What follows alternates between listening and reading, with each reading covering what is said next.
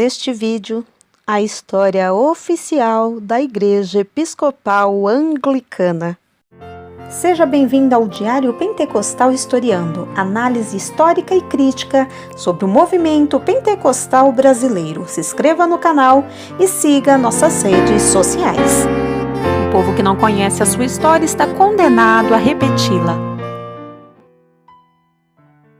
A Igreja Anglicana ela foi criada pelo rei inglês Henrique VIII da dinastia Tudor. O anglicanismo consolidou o rompimento das relações entre a Igreja Católica e a Inglaterra. A Igreja Anglicana surgiu a partir das reformas protestantes, processo de oposição à Igreja Católica e que esteve presente em diversos países da Europa. As reformas, elas se iniciaram no ano de 1517 com a fundação do luteranismo por Martinho Lutero. Na Inglaterra, ao contrário do que ocorreu em outros países, a oposição às práticas católicas partiram do próprio rei. Henrique VIII da dinastia Tudor. Henrique VIII decidiu se separar da Igreja Católica após ter um pedido de divórcio negado pelo Papa Clemente VI. Então, com a recusa em aceitar o divórcio de Henrique VIII e Catarina de Aragão, a separação oficial da Igreja e do Estado foi declarada no ano de 1533 em um tribunal nacional. Em 1534, o rei foi excomungado pelo Papa. E é válido destacar que, além da questão do divórcio, problemas políticos e tensões entre a Inglaterra e a Igreja Católica ocorriam desde a Guerra dos 100 Anos. Ainda no mesmo contexto, diversos nobres ingleses passaram a criticar uma série de práticas da Igreja. Isso porque os clérigos católicos mantinham comportamentos luxuosos na Inglaterra, enquanto o país passava por uma forte crise econômica. Todos esses fatores, somados às críticas doutrinárias das práticas religiosas de outros movimentos dentro das reformas protestantes, levaram o reinado do rei Tudor a romper com a Igreja Católica. Então, com o rompimento, Henrique VIII foi declarado chefe supremo da Igreja da Inglaterra através do ato de supremacia. No vídeo de hoje você obterá informações sobre as celebrações da Igreja Anglicana, o início do anglicanismo, os sinais da reforma, a história dessa igreja no Brasil, esse ministério episcopal em terras brasileiras, novos horizontes, princípios, maneira de ser, ritos de caráter sacramental, sexualidade humana, AIDS, símbolos, perguntas e respostas sobre batismo, casamento, o papel da Virgem Maria e informações sobre o Reverendo Aldo Quintão. As celebrações do anglicanismo. Em 1810, quando Jorge III era o rei do Reino Unido da Grã-Bretanha e Irlanda, rei de Hanover e duque de Brunswick, e Dom João VI, rei do Reino Unido de Portugal, Brasil e Algarves, eles assinaram o Tratado de Comércio e Navegação entre Brasil e Inglaterra, que no seu artigo 12 do referido tratado, dava garantias aos súditos de Sua Majestade de praticarem sua religião de origem no Brasil. Era arcebispo de Cantuária, Sua Graça Charles Manners Sutton, e começava em terras brasileiras a fé anglicana sob a condição de que suas igrejas e capelas fossem construídas de tal modo que externamente assemelhasse a casa de habitação, para não serem confundidas com templos da Igreja Romana. O uso de sinos também não era permitido para a Igreja Anglicana a anunciar publicamente as celebrações, além de não poder pregar ou declamar publicamente a fé para não atrair fiéis, da Igreja Romana à religião oficial do Brasil. Então, as celebrações anglicanas aconteciam geralmente em navios ou nas casas particulares de famílias britânicas.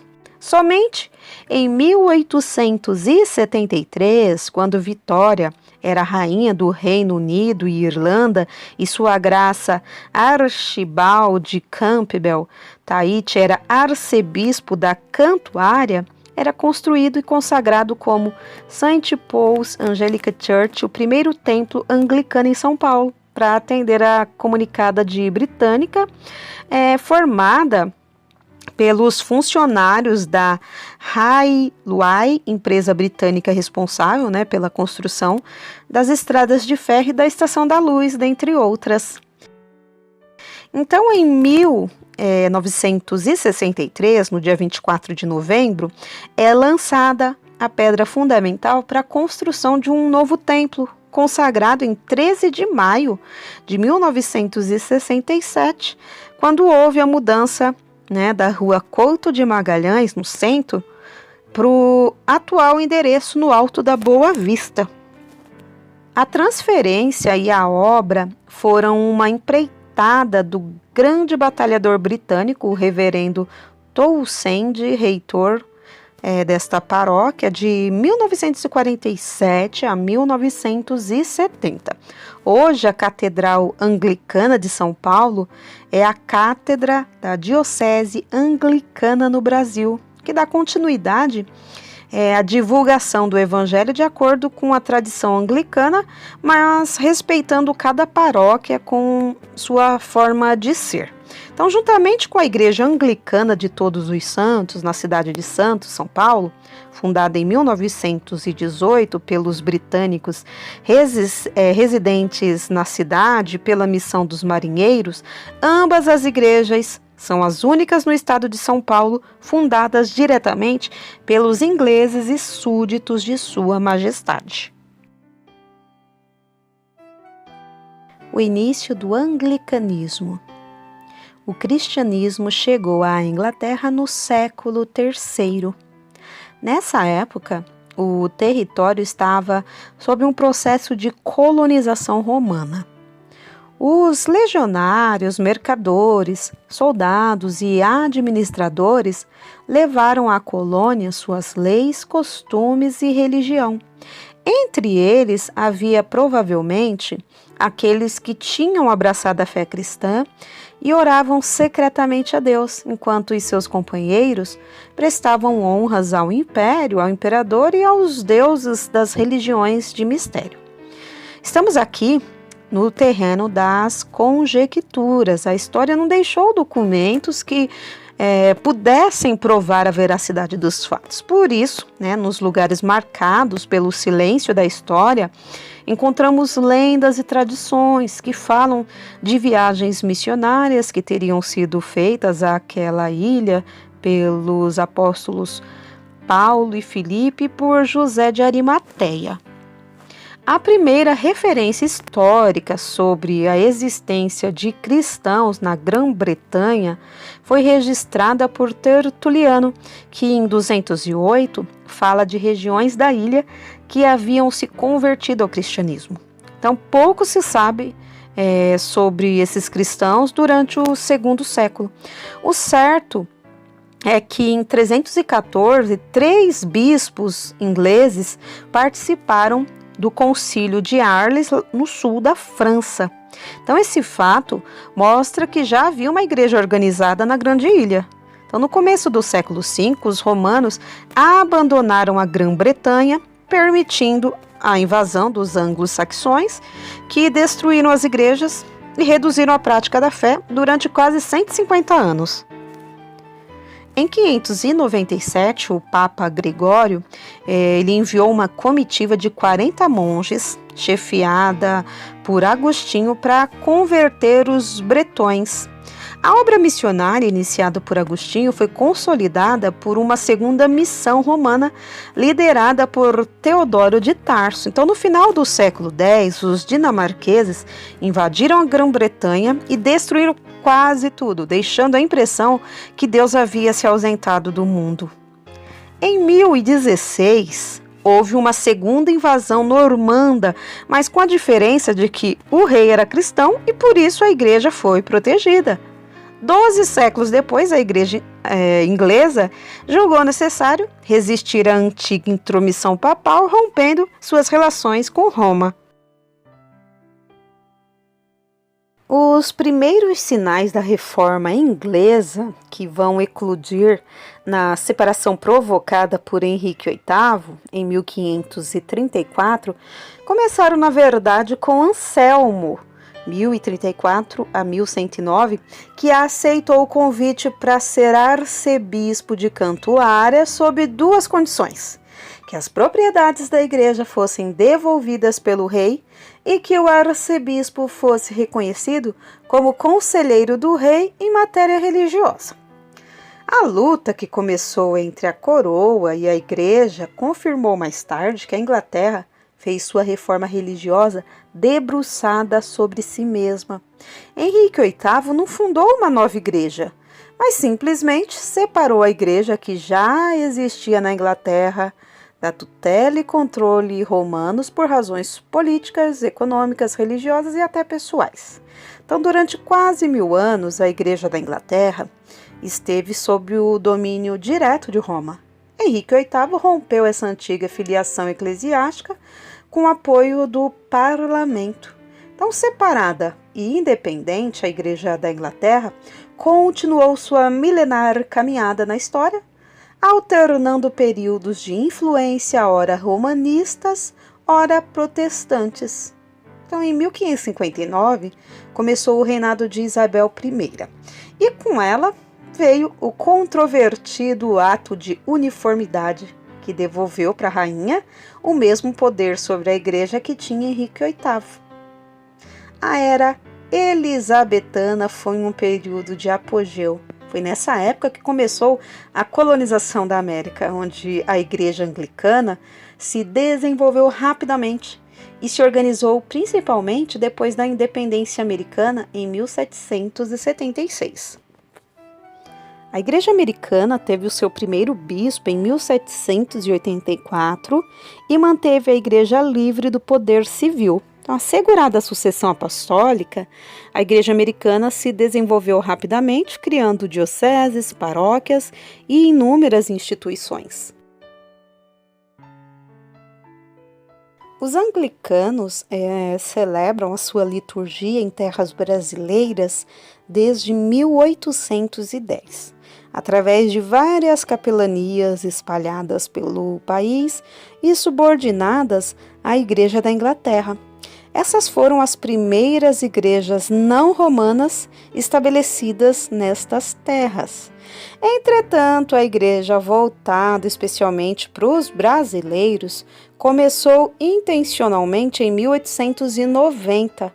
Foi nesse ano que os missionários americanos Lucien Lee Kinsouvin e James Watson Morris organizaram a missão em Porto Alegre, Rio Grande do Sul. O primeiro culto foi realizado na tarde do dia 1º de junho de 1890, domingo da Trindade, em Porto Alegre, na rua Voluntários da Pátria 387, numa ampla casa alugada que ficou conhecida como Casa da Missão. Na época, a cidade tinha aproximadamente 60 mil habitantes. No ano seguinte, chegaram os missionários William Cabell Brown, Joe Gallman e a professora Mary Packard.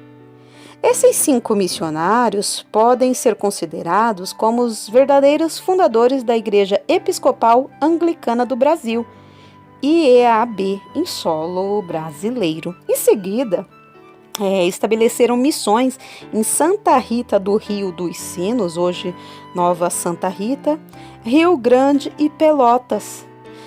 Essas 3 cidades e a capital do estado logo se transformaram em importantes pontos estratégicos e centros irradiadores da expansão e do desenvolvimento da nascente Igreja Episcopal Anglicana.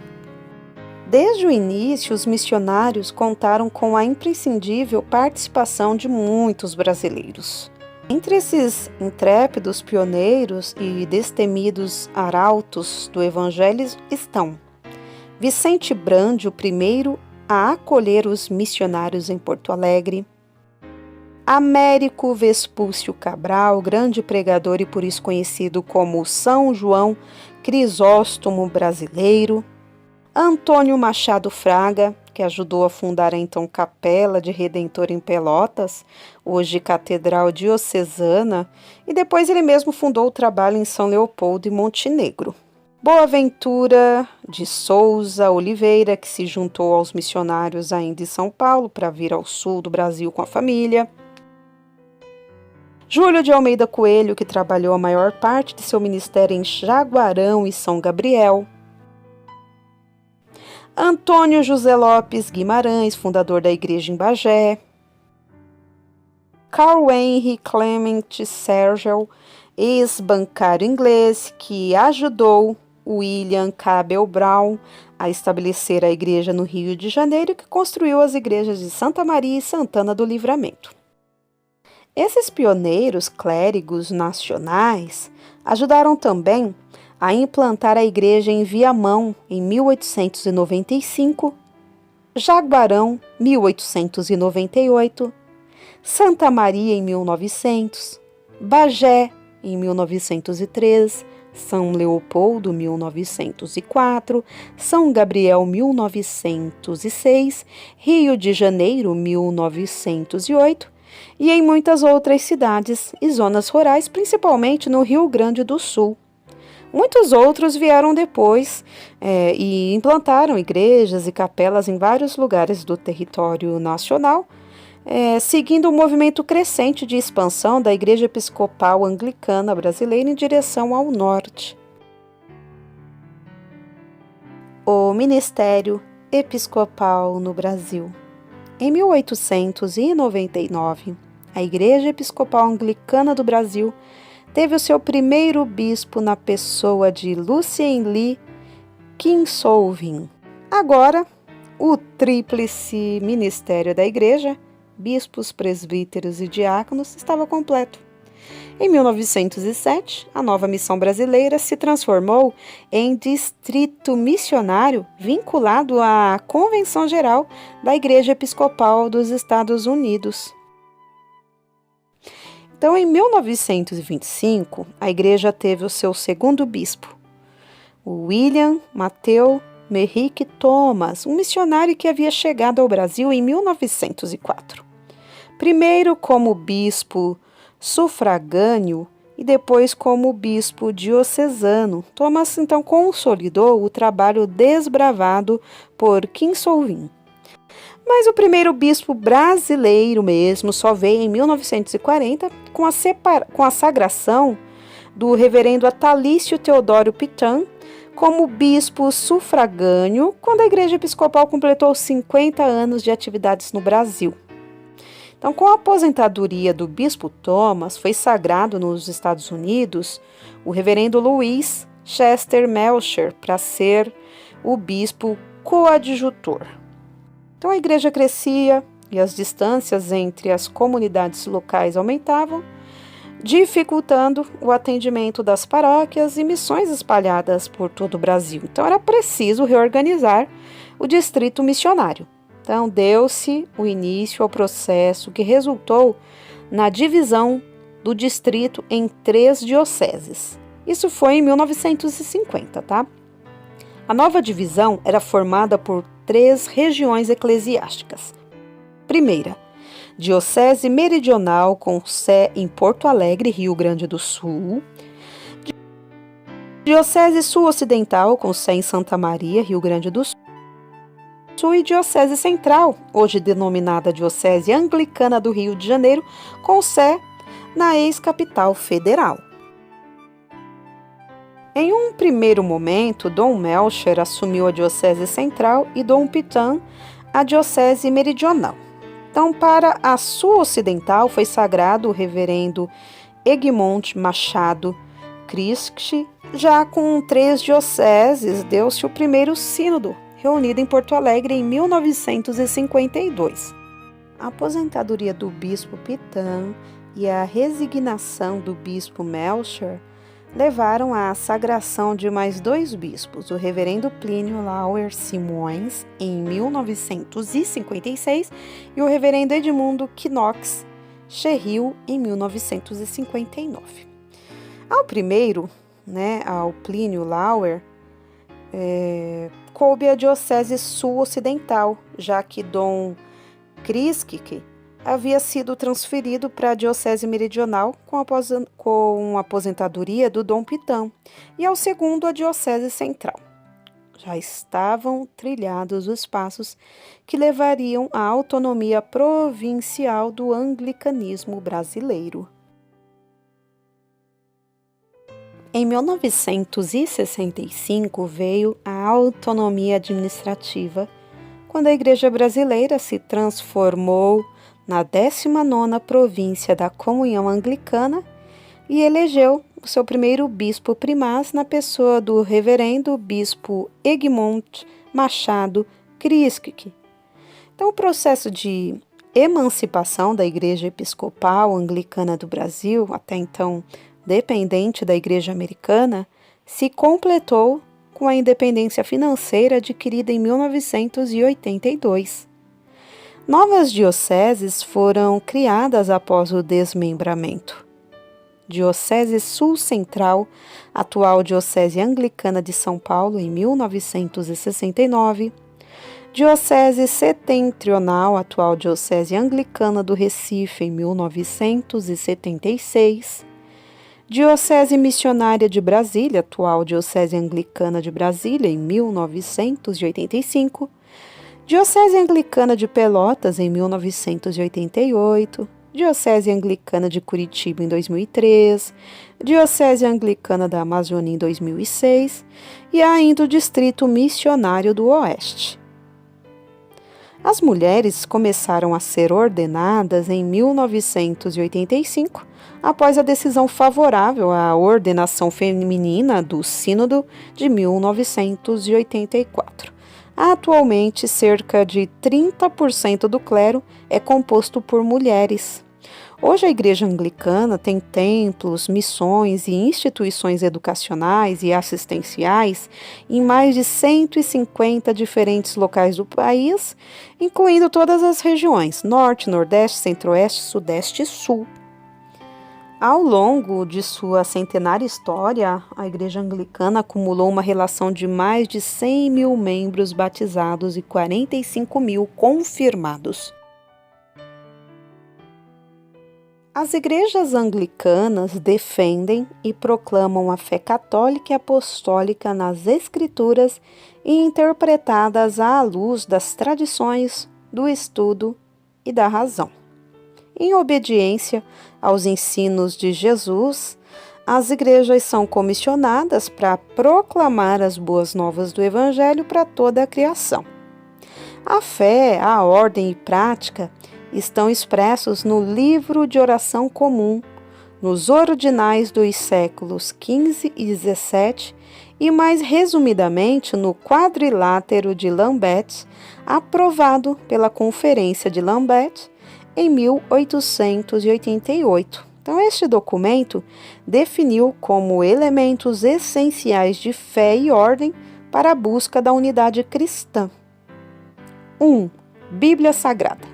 Eles acreditam que as Sagradas Escrituras contêm toda a revelação necessária para que a humanidade alcance vida plena. Toda essa doutrina e liturgia sustentam-se na Bíblia Sagrada. 2. Os credos apostólicos e niceno. escritos no tempo da Igreja indivisa, constituem a confissão normativa da fé católica que preservam ainda hoje. Os sacramentos. A Igreja Anglicana é uma igreja sacramental. Eles professam o Santo Batismo e a Santa Eucaristia como legítimos sacramentos diretamente ordenados por Cristo e instrumentos da graça salvífica de Deus.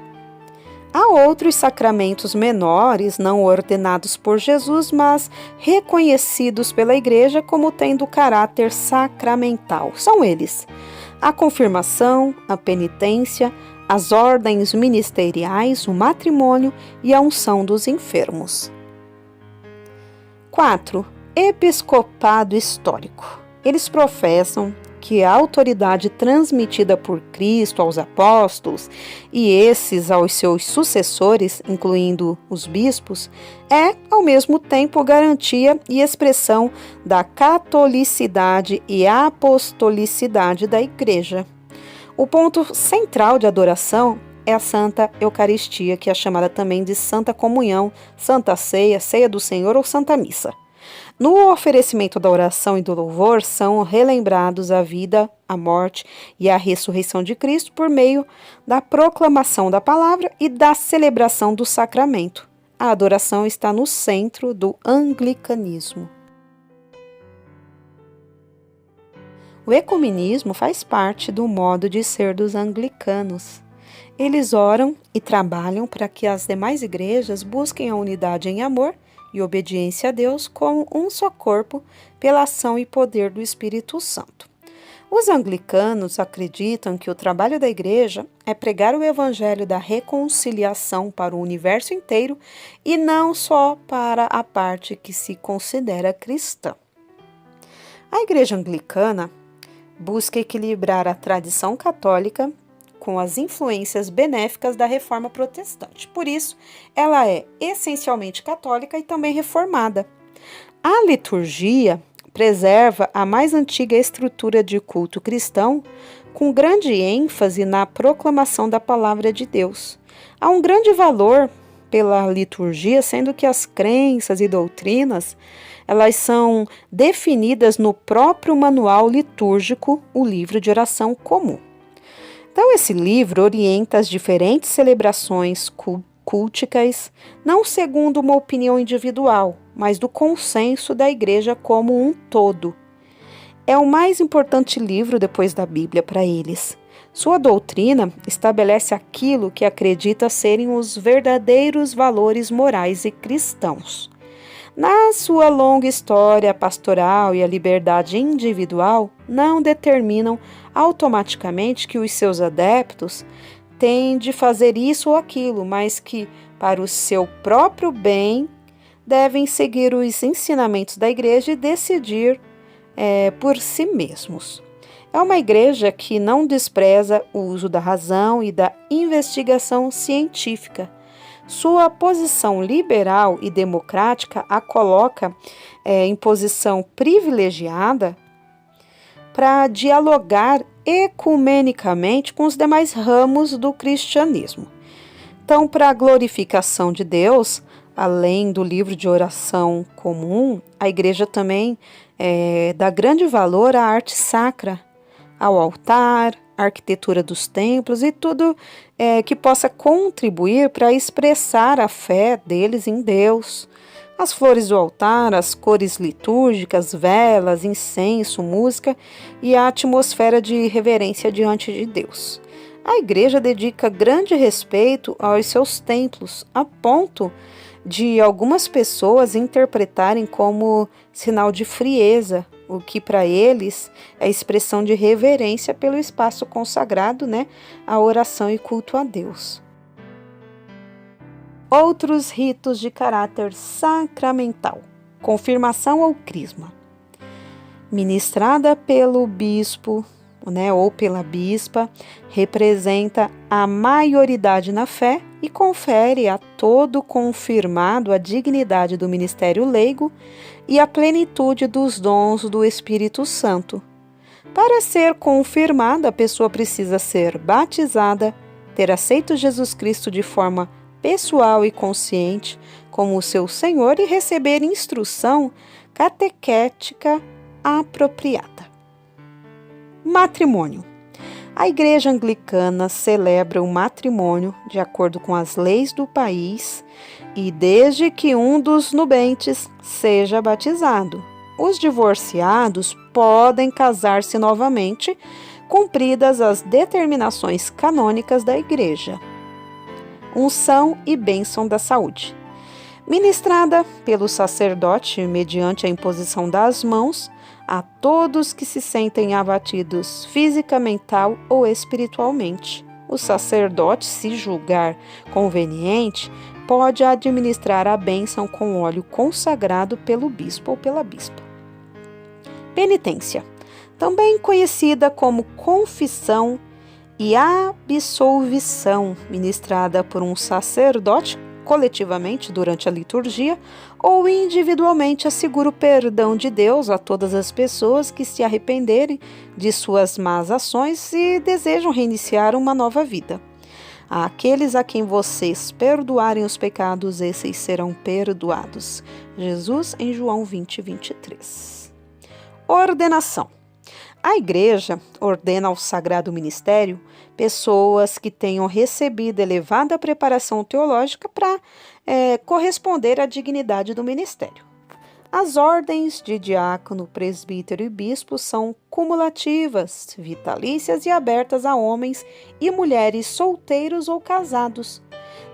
A Igreja Anglicana não exige aos sacerdotes o sacrifício do celibato. A vida moderna, em qualquer parte do mundo, vem sofrendo profundas transformações nas últimas décadas, especialmente no campo da sexualidade humana. A Conferência de Lambeth, em 1988, que reúne todos os bispos anglicanos a cada 10 anos, recomendou que as igrejas anglicanas lutassem contra todas as forças e pressões que destroem a integridade do matrimônio e da vida familiar. Então, os bispos reunidos em Cantuária lembraram que as congregações locais têm uma grande responsabilidade na preservação da compreensão cristã do matrimônio e da vida familiar. A fidelidade no casamento entre um homem e uma mulher deve durar por toda a vida, embora a abstinência e o celibato sejam um direito daqueles que não se sentem chamados para o casamento. Eles sabem que hoje existem, na sociedade muitas pessoas que adotam um comportamento homossexual. Então, muitas delas são membros da igreja e buscam uma orientação pastoral e moral da igreja e o poder transformador de Deus para suas vidas. Eles precisam ouvir essas pessoas e lhe transmitir a certeza de que também são amadas por Deus. Todas as pessoas batizadas, fiéis e obedientes a Deus, não obstante suas orientações sexuais, são membros plenos do corpo de Cristo, a igreja. Mas a Conferência dos Bispos Anglicanos também deixou claro que a prática homossexual é incompatível com os ensinamentos da Igreja. Por isso, a Igreja não pode legitimar ou abençoar uniões de sexos iguais ou ordenar ao ministério sagrado pessoas envolvidas em uniões do mesmo gênero sexual. A AIDS não é um problema meramente médico.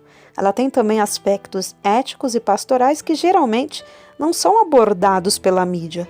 Sabemos que a medicina ainda não descobriu sua cura, por isso o melhor que podem fazer é adotar métodos preventivos para pelo menos limitar a propagação da doença. A orientação da Igreja é no sentido de desenvolver uma ética baseada nos ensinamentos bíblicos, embora sabendo que nem todas as pessoas se comportam segundo os padrões recomendados pela ética cristã.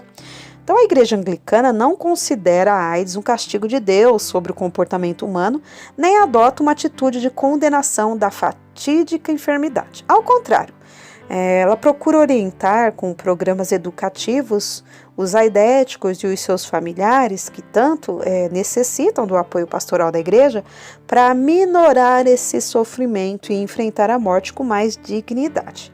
E faz isso da mesma maneira que trata as vítimas de outras doenças terminais. Na verdade, as pessoas hoje precisam revisar seu estilo de vida moral para buscar um comportamento mais sadio e reforçar a fidelidade no casamento e a castidade fora dele, que são meios mais seguros de evitar a terrível doença. Um dos símbolos mais conhecidos da Igreja Anglicana é a Rosa dos Ventos, com Paz Rose, espalhado por todos os lugares onde existe uma igreja anglicana, demonstrando que o seu uso está se tornando cada vez mais universal. No centro, vemos a cruz de São Jorge, que lembra a origem dos anglicanos.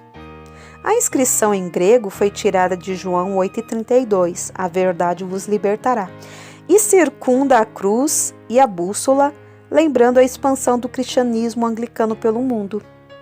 A mitra, que em cima do emblema nos lembra o papel do bispo e a ordem apostólica como elementos essenciais das igrejas que integram a grande família da comunhão anglicana. Então, a Rosa dos Ventos é um símbolo largamente usado pelos anglicanos como sinal identificador da comunhão anglicana. A cruz celta é um símbolo do início do cristianismo nas Ilhas Britânicas e hoje muito associada à fé anglicana. O círculo em volta da cruz simboliza a universalidade de Cristo, que não tem início nem fim, conforme o livro de Apocalipse. Eu sou o Alfa e o Ômega, o princípio e o fim, o primeiro e o último. Apocalipse 22:13. Algumas perguntas e respostas sobre a Igreja Anglicana. Posso me casar, ser batizado ou crismado nessa igreja? Pode, basta desejar. Eles aceitam, recebem no amor incondicional de Jesus Cristo. Como a Igreja Anglicana vê os santos? Primeiramente, não se esquecem que a Sagrada Escritura é clara ao afirmar que Jesus é o caminho, a verdade e a vida e ninguém vai a Deus senão por Ele. Mas eles creem também que no corpo místico de Jesus Cristo, Deus vinculou todos os seus escolhidos em uma só comunhão e irmandade. Portanto, eles acham saudável buscar imitar em vida e virtude os bem-aventurados santos. Eles oram no credo que acreditam na comunhão dos santos, declarando então que estão unidos com todo o povo de Cristo, vivos ou ressurretos, lá onde há muitas moradas, segundo Jesus. Como os anglicanos veem Maria? Eis as palavras do anjo Gabriel e de Isabel, ditas a Maria no Evangelho de Lucas. Ave Maria, cheia de graça, o Senhor é convosco. Bendita sois vós entre as mulheres e bendito o fruto do vosso ventre, Jesus. Maria é tida como a favorita entre os santos, pois quem pode estar mais próximo de Cristo do que aquela que lhe deu a carne, que o carregou, o amamentou, o lavou, o alimentou, o vestiu, o ensinou e que finalmente o segurou morto em seus braços? O próprio Evangelho, para eles, deixa claro que as pessoas devem honrá-la. Quando Isabel diz, tu és a mais bendita entre todas as mulheres, porque me está sendo dada a honra de que venha a mim a mãe do meu Senhor, Lucas 1, 42 e 43. E quando Jesus, na cruz, entregou Maria para ser a mãe do apóstolo amado, a igreja sempre entendeu que isso significava que ele a estava entregando para ser a mãe de todos os seus amados discípulos, mãe dos cristãos e mãe da igreja. Maria, para eles, não é algum tipo de Deus, e sim, ao contrário, ela foi considerada a mais humilde entre os humildes, mas que obedeceu à vontade de Deus, carregou seu filho neste mundo, participou de seu sofrimento mais do que ninguém e por isso agora participa em sua glória. Eis porque o anjo Gabriel previu que todas as gerações a chamariam de bem-aventurada e assim sempre o será. O reverendo Aldo Quintão nasceu em Brasília em 1962 e entrou para o Seminário Carmelita da Igreja Romana em 1979 na cidade de Itu, São Paulo. Depois estudou em Camocim de São Félix, Pernambuco, em Curitiba e em São Paulo, tornando-se frade carmelita. Entrando na igreja anglicana e já ordenado sacerdote, estudou e morou em Toronto, no Canadá.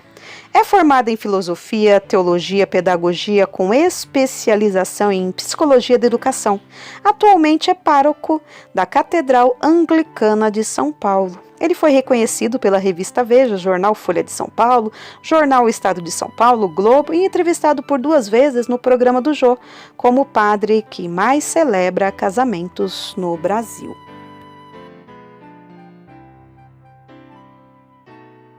É isso, pessoal. Foi um breve resumo da história do anglicanismo, a Igreja Episcopal Anglicana no Brasil, apenas para você ter uma ideia de mais uma instituição centenária religiosa presente aqui no Brasil.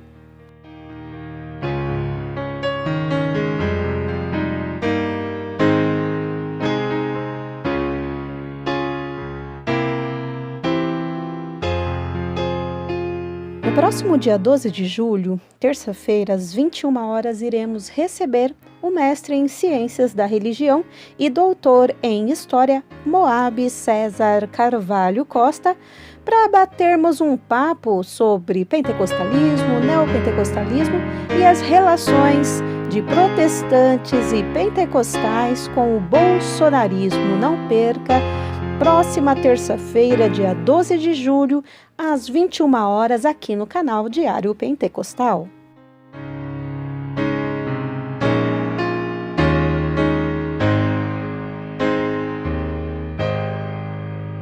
Porque nada podemos contra a verdade, senão pela verdade. Segunda carta aos Coríntios 13:8.